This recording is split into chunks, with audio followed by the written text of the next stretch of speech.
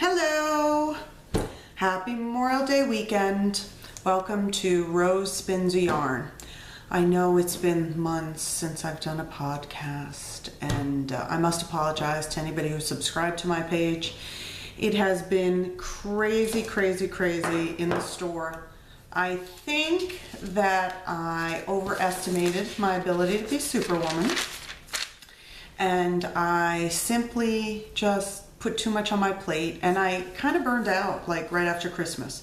So I haven't done a podcast for a few months, I'm embarrassed to say, but I want to start again. You know, it's summer, so in the spinning and yarn world, it is a slower time of the year.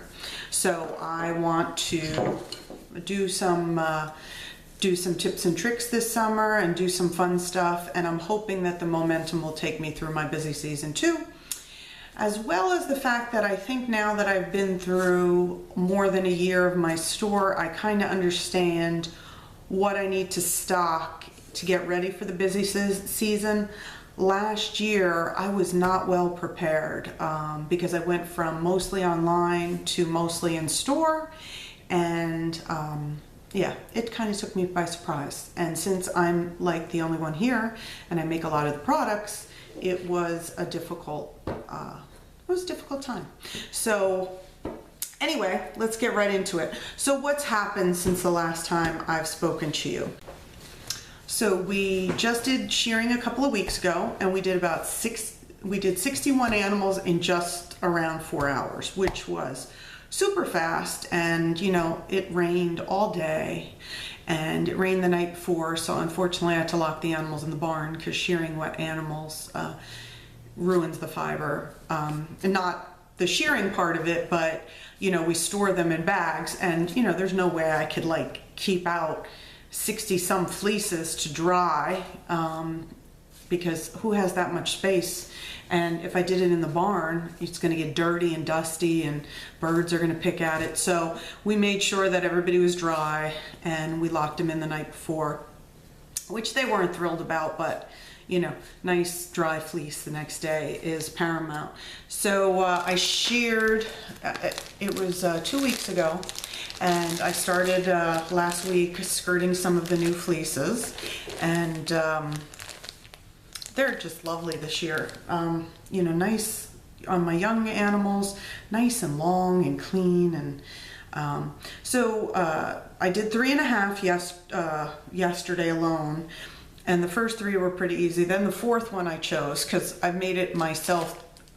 I promised myself this year that I'm not going to pick and choose all the easy ones first, because then I always wind up with all the hard ones at the end, and I'm like, you know, skirting. So what I did was I just blindly am picking a bag at a time, and whoever the animal is, that's who I'm skirting. So the first 3 were pretty easy, and the 4th one was one of my young girls who happens to have royal baby fiber, which is under 20 microns, really long staple length. So I have to flick most of the blanket, not because it has a ton of vegetable matter, but because the tips kind of like not felt together but stick together, and there is vegetable matter, and she gets burrs in her fleece. It's not uncommon.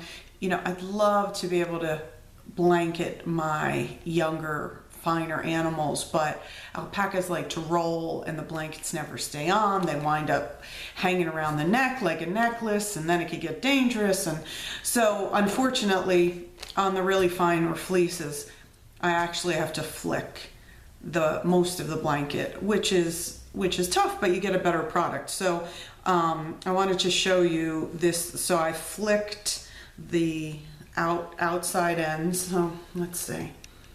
You can see the crimp there, and I have some pictures of this too that I will put into the podcast. And then if you see, and I've demonstrated how to flick fiber to make it nice and clean. So you see how nice and clean that is. I mean, there's some dirt left in there, and you see the dirt line, which is where the dirt penetrates to. And you see how nice and bright white that is. That's toward the body. But you see how nice and clean it is. So I've got this beautiful bag of perfect, and it's long. I mean, she has a very long fleece because she hasn't had any babies, so she's a young girl. And so I've got this nice little bag of perfectly clean fiber, and I've got a bigger bag of, this was the longest staple length, and I've got a bigger bag of some of the shorter staple length and not as crimpy fiber. I'm separating it because I sort as I skirt, and you know, so I think I'm going to wash these at home because it's, instead of sending it to the mill, because it is so fine and I don't want it to nip up or anything. So so that's what I'm doing. Actually, I've packed up a couple of boxes to send to the mill tomorrow, and I'll just be doing that until I'm done with skirting. I estimate, my husband said, if you keep going at this pace, you'll be done by Thanksgiving.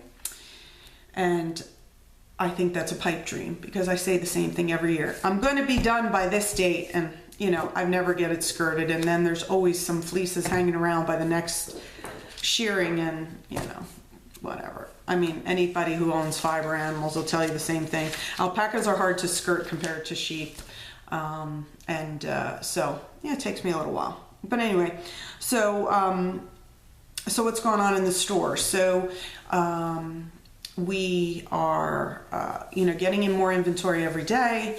I've expanded my inventory greatly as far as the fiber selections go. I have a new fiber supplier I'm very excited about, and I've been getting in shipments about every 2 weeks from that fiber supplier, and some really, really cool stuff. And so I'll be showing you those in a minute, but I want to show you some of the yarns I've spun since we've last talked. I mean, I've spun a lot, but I don't have it all with me. You know, some have sold, some were commissioned, yada, yada, yada. So, but let me show you some of the stuff that I've spun recently, and some of the stuff that was for me, stuff like that. So, or some stuff that was for sale. So the first one up is, if you look at that, crazy colors, right? So I bought this, and I don't have the tag with me, but a vendor from New Jersey Sheep and Wool, it's Suffolk, that was locally sourced, and she sends it to the mill and then she dyes it. And I try to buy a braid from her every year because I never get to spin Suffolk, you know, that's from a roving form. And I've spun Suffolk that I've washed and carded myself, but I don't often get to spin that in a roving farm from a local farm. So anyway, so the colors came out a little crazy in my opinion. You know, the girls that come to our spin group, they're like, oh, I like them, but you know, they're a little too wacky for me. So originally I was going to do a cow, but I don't think it'll look good on me. So I'm going to put that up for sale. But it was, Suffolk is such a fun spin. So if you get a chance to spin Suffolk roving from a local farm, or Suffolk fleece, it's just a really fun spin. It's really good if you're a beginner. You know, it's a very sticky, meaning it's not slick, so you won't break it constantly trying to get it into your wheel. It's a really great fiber to spin, especially for beginners, but fun for me because it goes quick and it's kind of mindless. So next up is, here was a commission spin I just finished, fingering weight, pure alpaca. So I had spun, it's for a client, and you know, I had spun, she had ordered this, I won't even tell you how many months ago, and she asked me to spin it, actually this is sport weight, not fingering, it's sport weight. She asked me to spin it at a sport weight, and you know, this was from Top, from the Alpaca Yarn Company, and they dye it pink. And it's baby alpaca, so that means 20 to 23 microns. So it's rather slick, and it's in top form. And so I spun it for her like a week after she ordered it, and it just was too thick. And I was like, oh my goodness, I have to spin it again. And I just couldn't get it thin enough. And I could spin lace weight, so a 2-ply lace weight. So what I did was I took out my blending board. So here's your tip. I took out my blending board and made roll-legs. And you could have done the same on a drum carder if you wanted to, but I didn't want to put it through a drum carder because there's always a little bit of loss, and I wanted it to be the weight she ordered. And I didn't want to have to put in extra fiber. So I did it on my blending board and I made roll-legs. And you know what? It's just a different prep, and you could, because you're spinning, you're putting a lot of air into it, but I could spin it as thin as I want, even though it's fiber that for me, I had trouble from a top form spinning it as thin as I needed to get. So there's my tip for you. If you are trying to spin something very thin and you're having a hard time, and you know you could spin that thin, I mean, this isn't a case where, if you can't spin fingering weight on something like a Jacob wool or the Suffolk or something, then, you have to get your spinning abilities a little bit down first, or maybe adjust your wheel or whatever. But if you know you can spin yarn thin, and as I said, I could spin lace weight on my e-spinner, then it might just be the prep. Some preps just won't allow you to spin it incredibly thin. Like art bats, for example. I did an art bat. I don't have it with me because she already bought it, but she already picked it up. It was a commission, but I have a picture of it that I'm going to put into the podcast here. Probably going to show right now.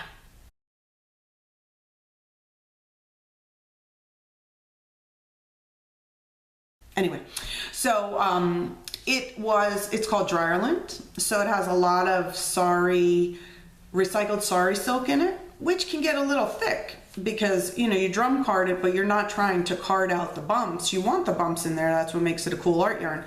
So she wanted it at I think it was a fingering weight.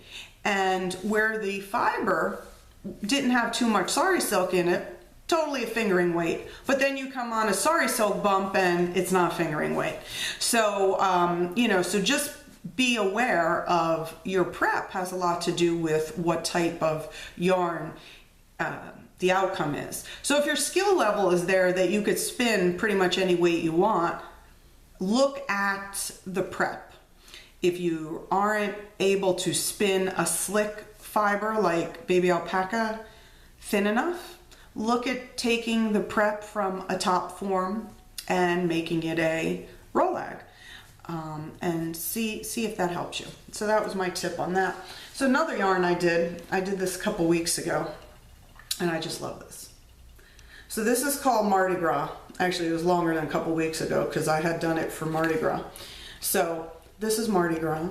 And if you could see, I don't know if you can see, but there's like those sequins in there. So what I did was, this is Panda fiber, which is 60% superwash merino, 30% bamboo, and 10% nylon. It's one of my colorways.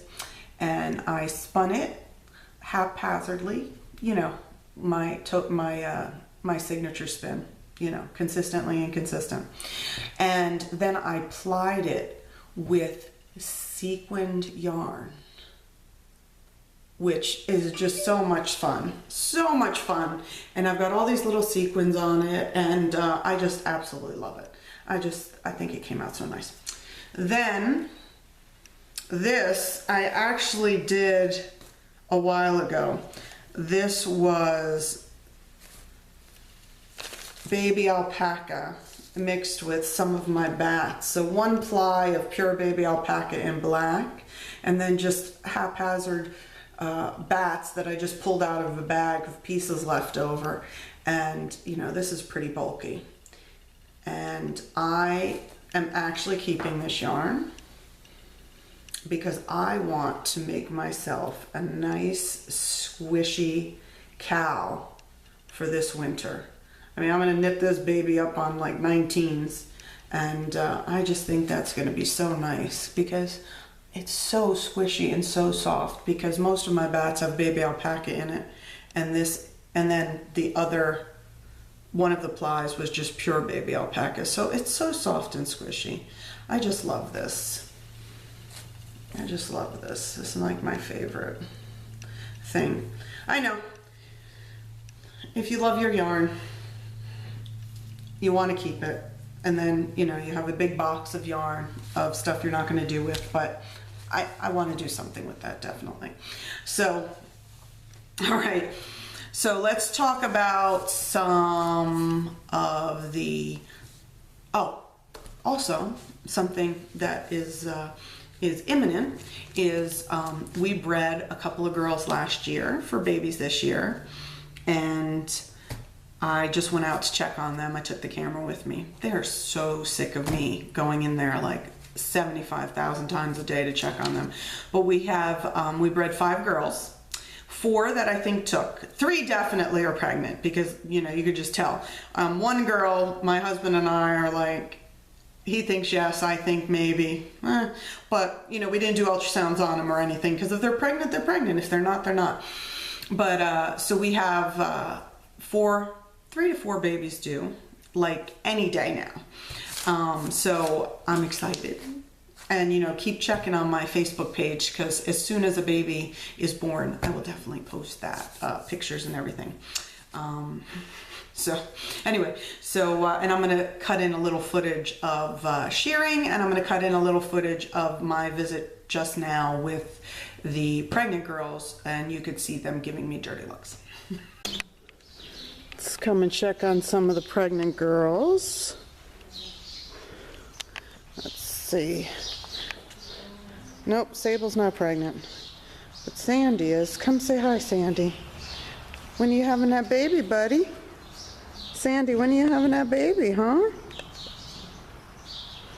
And here's 2 more pregos. Angelica on the left, the white one, and Brandy on the right, the brown one.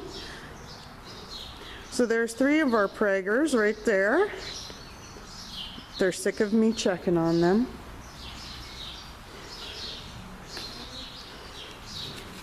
Carly's fat, but she no preggers. And Bonnie. Hey, Bonnie. Hey, Lizzie. Where might Juliet be? Well, there she is. And Juliet looks like she's ready to pop.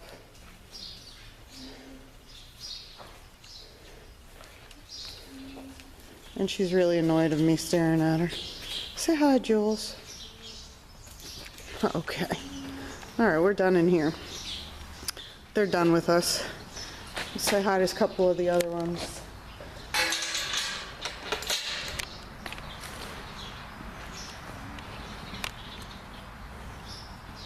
Romeo, you want to say hi? Romeo's actually Juliet's son from a few years ago. It's also Sebastian's son. For those of you that have visited the farm, he's well known.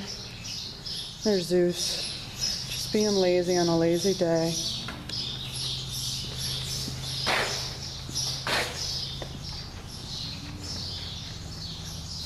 Always have to say hi to Brandy. Brandy Llama.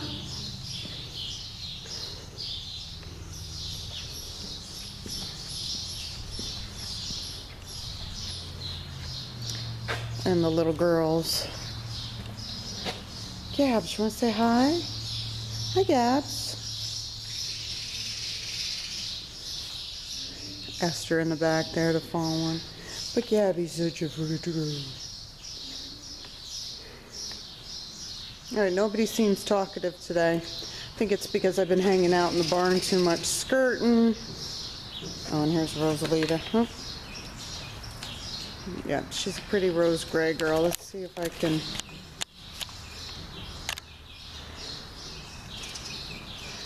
Got some good color in here. We've got Peaches the Appaloosa, Rosalita, who's a rose gray, white, white, white, fawns.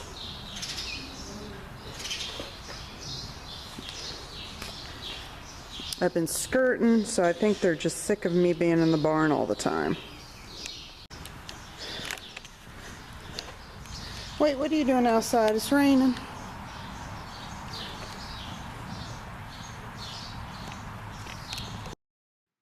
So here we have the animal has already been restrained, and we do that in order to protect them because they have long necks and they kind of use them as a lever. So Mark is taking off the blanket first. Mark's the shearer with the shearing machine in his hand. And this is Romeo on the ground there. Poor Romeo. He always gets taped. And we are using a piece of kind of like butcher paper so that we can get the blanket off and roll it up so that it is much easier to skirt. So I've been doing this, we've done this for show fleeces in the beginning of our breeding, and now I do it with every fleece because it makes it so much easier to skirt. And then Mark goes ahead and cleans off the rest of the body. Make it good for the camera, Mark.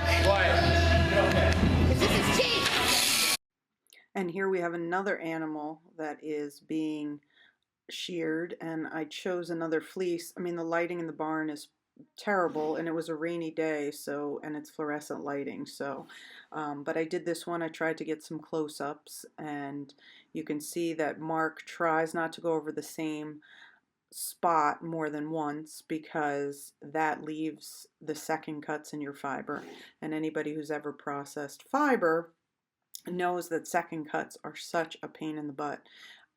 You know, spinners don't want them in their roving or their bats. So this is a nice black fleece, and I cannot tell if this is Tony or Chase. I'm not 100% sure. I can't see the face. So, okay. I want to give you another tip because, I mean, this may seem really obvious, so if you already do this or you already know about it, you know, don't make fun of me for telling you this, because the other day, somebody was spinning at the store, and they were like, they went to weigh their bobbins, and one was, you know, that had fiber on it that they spun. They spun one ply on one bobbin and one ply on another bobbin, and she went to weigh them, and they were off by, I don't know, half an ounce or something. And she's like, oh, I guess they're not even. And I said, well, not necessarily, because, you know, bobbins weigh different weights. And if you have a long leader cord on there, it could weigh more. If you had some fiber on there before, and, you know, all this stuff. So even if the bobbins were completely clean, they could be different weights, because most of them are wood, and they're not sold by weight. They're sold by, you know, how nice and smooth they are and all that stuff. And so anyway, so I told her what would be a good idea is for her to, I used to do this years ago, I don't do it anymore, but I'm going to show you what I used to do. I used to, after I put my leader cord on it, right, because the leader cord can weigh 1/10 of an ounce or something, it depends on how long it is and all that stuff. I would take the bobbin with the leader cord on it and no fiber in there and weigh it, put it on my scale.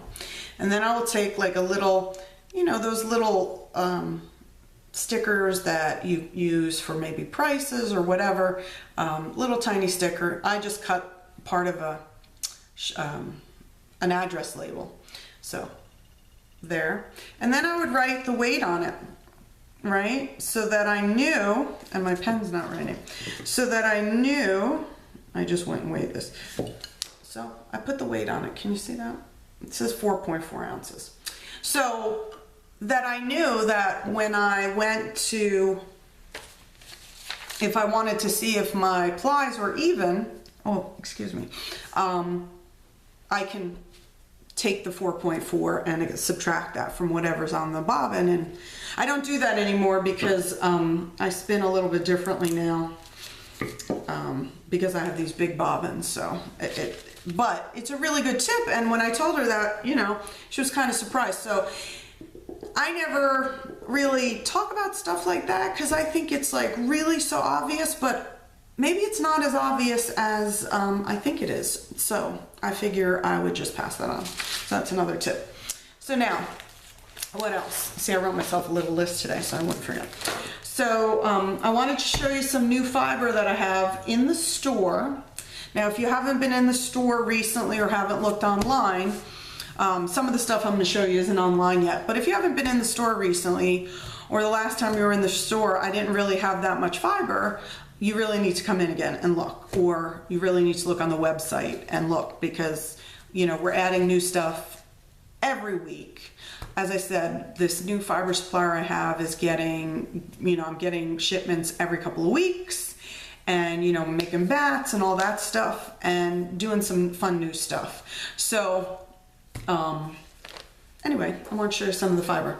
I don't think I've ever shown this on camera. This is one of my own colorways, and if you are a Walking Dead fan, you will like this. It's called Walkers. And this is actually on mixed Leicester wool, so BFL and BBFL, black blueface Leicester and blueface Leicester, and it's actually, rotting flesh brown and blood red. So if you're a Walking Dead fan or a zombie fan, you will really like this. So I also have this in yarn colorways. To put it on a braid was actually a suggestion of one of my customers, Angelina. What a shock. So thanks, Amy. And I'm saying a lot, aren't I? Saying okay. I hope I'm not being annoying with that. I'm gonna try to stop that.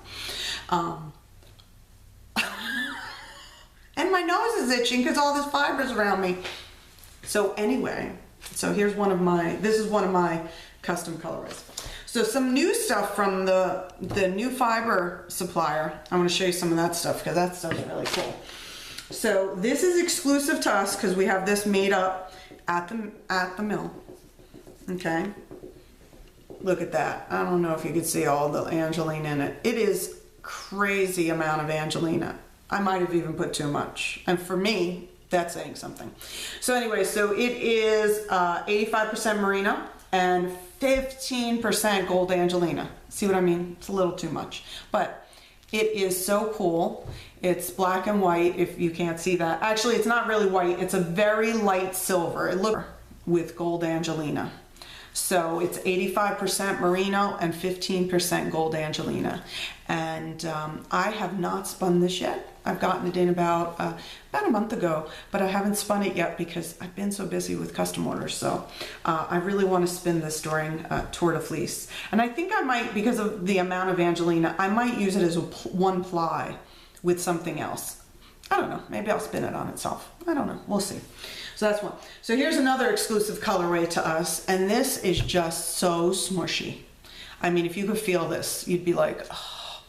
And this is exclusive to us. It is 50% blueface Leicester, 25% Sari Silk Waist, and 25% Firestar.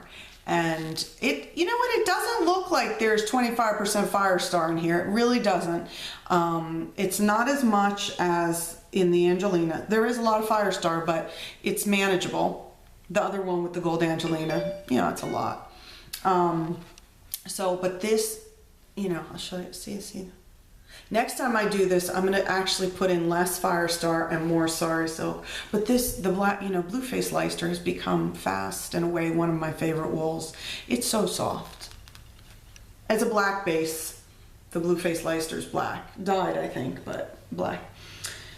Okay, and here's a couple more braids that I did not dye these. These are from a new fiber supplier. So this is all, the next three I'm going to show you is 70% merino and 30% tussa silk in a couple of colors. So I call this is orange and it has some fuchsia and some yellow. I call this Desert Flowers. I call this one Prairie Grass. So this has some chartreuse, some greens, a little bit of gold. And it really, really spins so well because of the silk. It just drafts like a dream. That's what folks who've bought it and are spinning it already have told me. And again, I didn't get to spin any of this yet. Tour de Fleece. And then this one I call Sea Glass.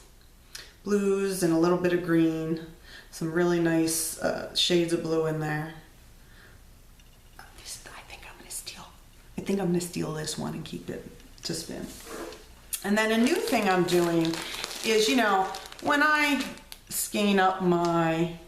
braid up my fiber or do bats or whatever, I always have bits and bobs left over. So I've decided to start selling them. Okay. And you know, I'm just going to show you a handful of what's in here. So look at that. And you know, I just take them and make these little cute little,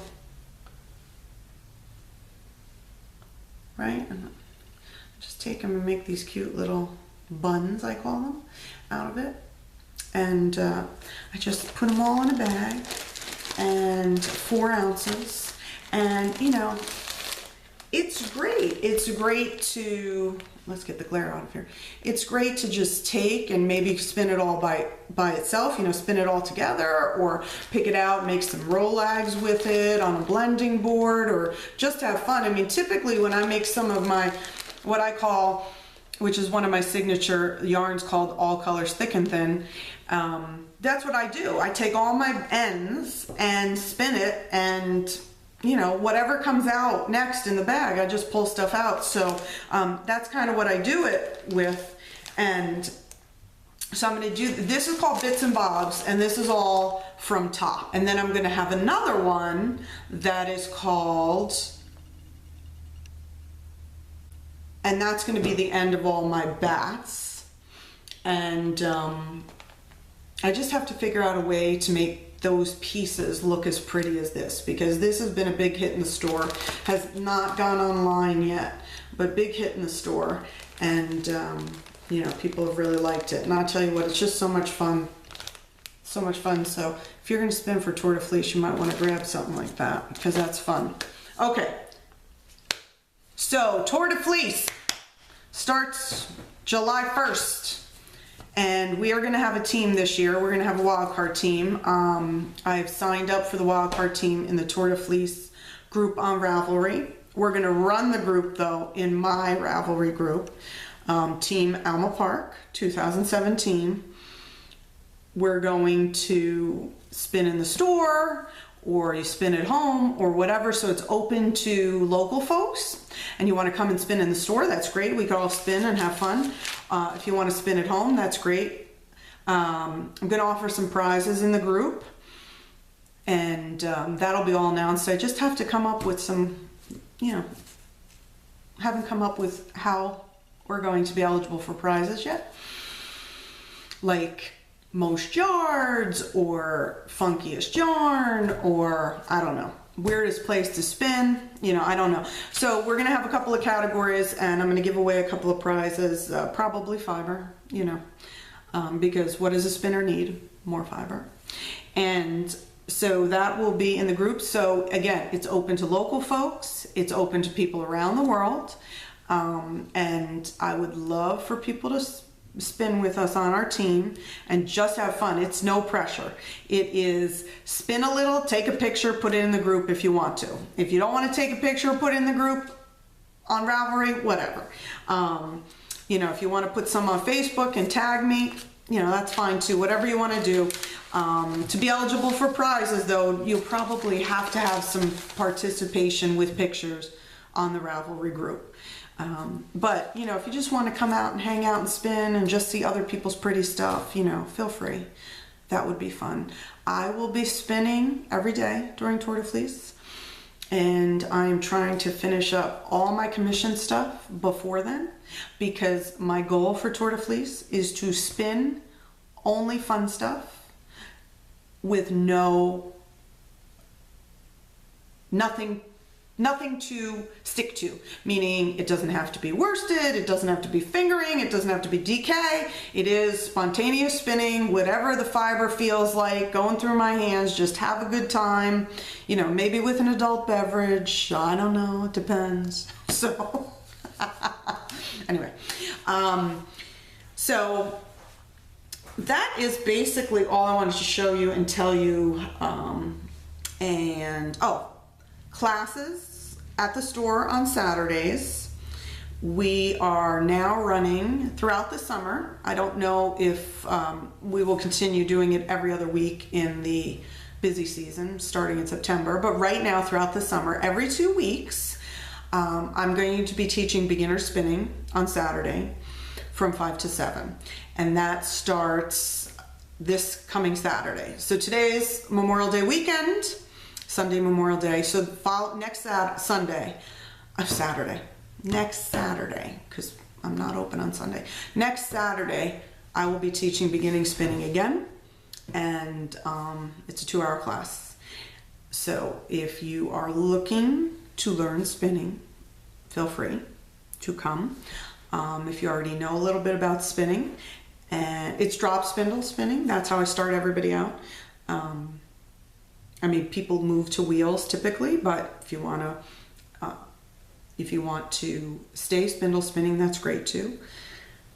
And I teach people on drop spindles because the cost to learn spinning is minimal. Not everybody can afford a wheel right off the bat, so we start on a spindle.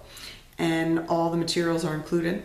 If you would like to come and get a refresher class or, get some more advanced techniques, you could also sign up for the class. And, there's enough of me, there's enough time for me to, there's enough of me. Well, yeah. I won't go there. There's enough time for me to show you some additional things if you come to the beginner's class and need to pre-register, because I do it after store hours. So if nobody's registered, I just close the store and go home.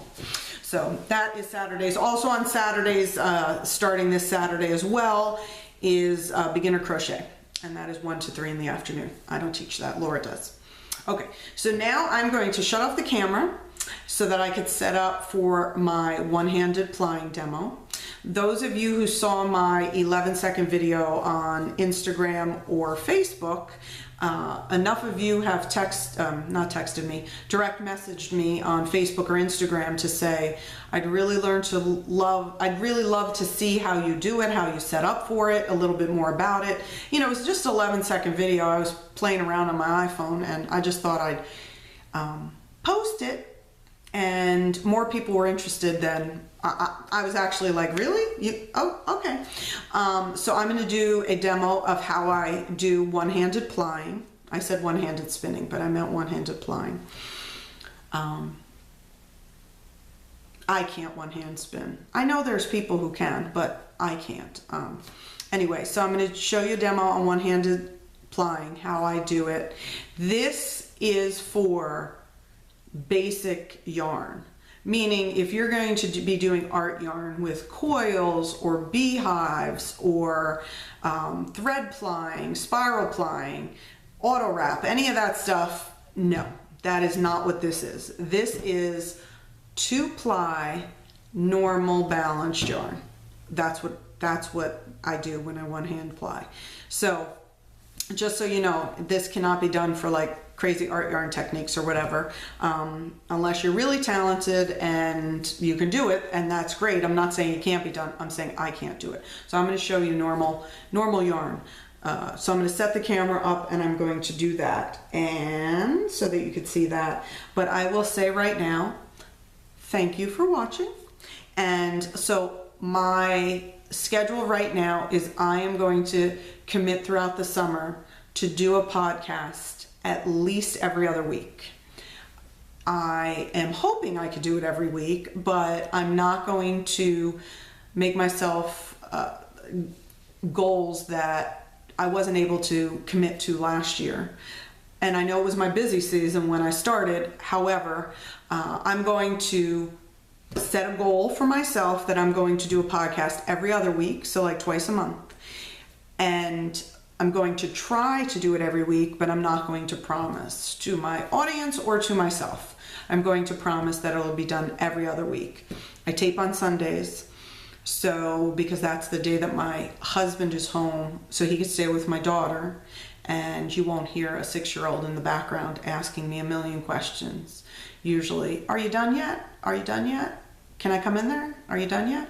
So if you have any questions or you want to see something on a future podcast, direct message me on Facebook or Instagram. On my Facebook page, it'll be, all the links will be at the end of the podcast. Facebook, Instagram, Twitter, YouTube, email. Although I have to say, because there's so much spam email, that is the least effective way to get in touch with me. Facebook on my business page or Instagram is much better. So, because sometimes I just miss messages with all the spam. So go to my Ravelry group and sign up for the Tour de Fleece. The thread will say something like TDF Team Alma Park 2017. Sign up and spin with us. That would be fun. So again, you do not have to be local. It'll just be fun to just spin with a bunch of people that, you know, watch my podcast or maybe have bought some fiber from me or just want to spin with a group that is, you know, it's going to be no drama, no pressure, spin what you want. There's no requirements to spin a certain amount of anything. So, so go to Ravelry, and my name of my group is the Yarn Shop at Alma Park. And until next time, spin happy.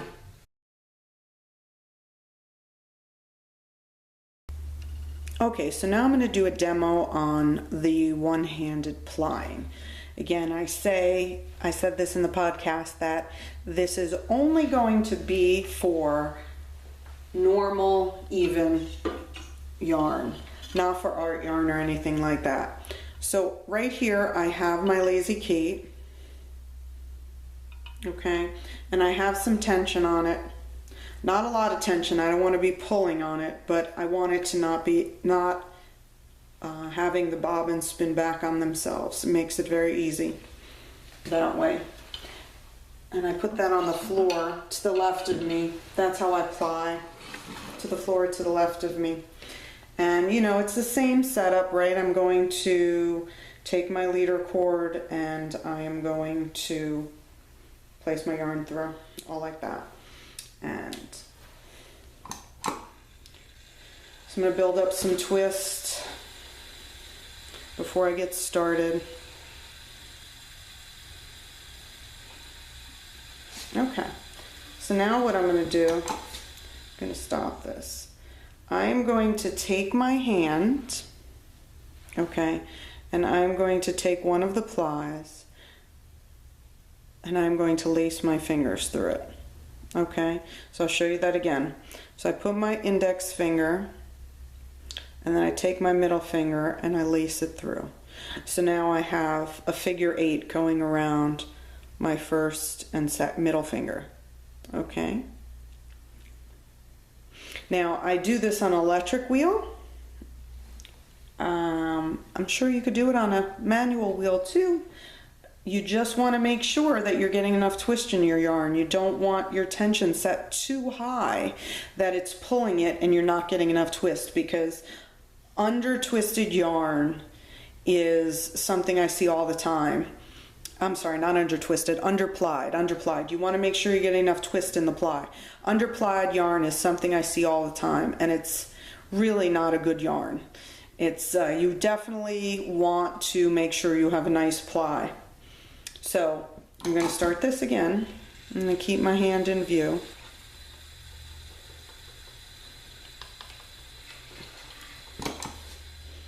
Okay, so again, you're going to take the 2 plies, split them, and make a figure 8. So put your index finger in first, and then take your middle finger and put it in. So you're going to have a figure 8, okay, with just your first and your second finger. And then you are going to just start, and you want a nice ply. You don't want it to not be plied enough. So you don't want your tension set too high. You don't want the yarn to be going into the leader cord too quickly. Into the bobbin. You don't want the yarn to be going too quickly into the machine. So you can hold it a little. Actually, this should be set higher because this is plying. And you basically just pulling some of the yarn with your pinky and your index finger And I'm just letting them just flow through my first and second finger. I have some tension on the Lazy Kate, as I said. Not too much tension, just enough tension so that the bobbin doesn't spin back around on itself. Okay? And if you see I'm getting a nice, probably not, but I will show you. I'm getting a nice ply. I like to ply at about a 35-degree angle when you're looking on a protractor. I don't like underplied yarn. It's what I often see in beginners is underplied yarn. I don't like underplied yarn. I like it to be a nice ply.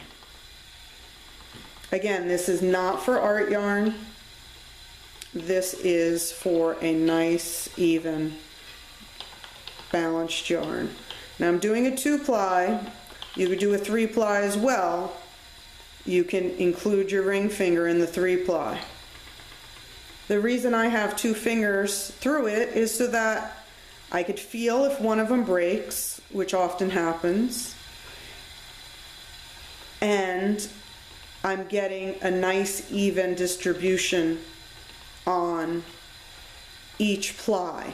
So there's no pigtails, there's no corkscrews going on. Because I have it through both fingers, I'm able to feel if that's going to happen before it makes it onto the bobbin. So again, tension not too high. You don't want the yarn pulling away from you. You're basically pulling the yarn with your with your ring finger and your pinky, pulling a little bit on the Lazy Kate, and you're just letting it hang there a second to get a nice ply and letting it go into the bobbin. So that's it.